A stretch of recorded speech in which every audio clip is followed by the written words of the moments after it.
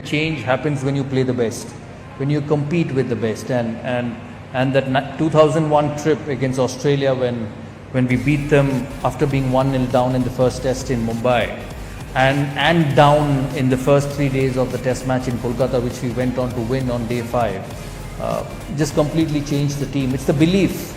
It's the belief that we could compete against the best and be the best.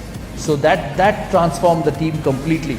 I always believe in shake-ups. A lot of people say keep it going the way it's going. Why do you want to do things differently? But sometimes shake-ups are good and important. It actually wakens you up and gets the best out of the people who you deal with. So we lost the first test in Mumbai, and no one believed that India had the ability to beat that Australian team under war. They had beaten everybody around the world, whether it's in England, South Africa, Sri Lanka. They would just turn up and beat cricketing sides. They were so good. Not like the Australia now, but the Australia then. So when you went, I remember on day 3 of the test match in Kolkata, I was going back to the hotel and I was sitting with John Wright, my coach. He's a very good friend of mine, still a very good friend. I said, John, I think both our times are up. We are down. Australia got 400. We had 190 all out in the first innings. We are following on. So let's try and do the best what we can in the next 2 test matches, because I don't see you and me together again after this series.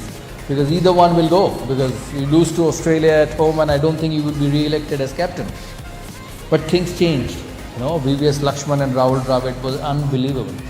On the end of the day 4 at Eden Gardens, they were literally on drips.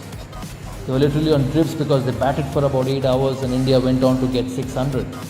I remember on the 5th day, just before tea, I was fielding at backward short leg and Steve flicked Harbhajan and I dropped him. It's straight in and straight out. So he turned around and said, I think with this you've lost the test and your captaincy. That's how competitive he was. So I didn't say much to him because I just dropped him and I thought he'll save this test match. The first ball after tea he came, he flicked again and he caught at backward short leg. The next ball after tea, and we went on to win the test match, and it just transformed Indian cricket because it was a miracle. A lot of people asked me, how did you win it? I said, I don't know, because I don't think I'll be able to win such a test match again. We won many more test matches after that, beat Australia in Australia, went on to win the next test match in Chennai, and lots of cricket after that. But that 5th day at Eden Gardens was an absolute miracle. And they say miracles don't happen, but I do believe miracles happen at times in life, and it actually changes. And it actually changes an organization and a team, and we never looked back after that. It was an enormous self-belief in that side. Hey, listen, we'll turn up in England, we'll turn up in Australia, we will beat them because we are quietly good. And that only happens when the people who you work with from within believe that they're good enough to win and good enough to make a difference. So I'm a firm believer in belief, in confidence, and trying to work hard to attain that.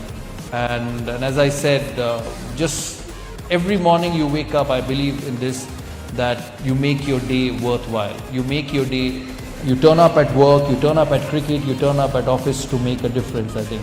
That should be the motto of every individual who work. And I see that in this institution.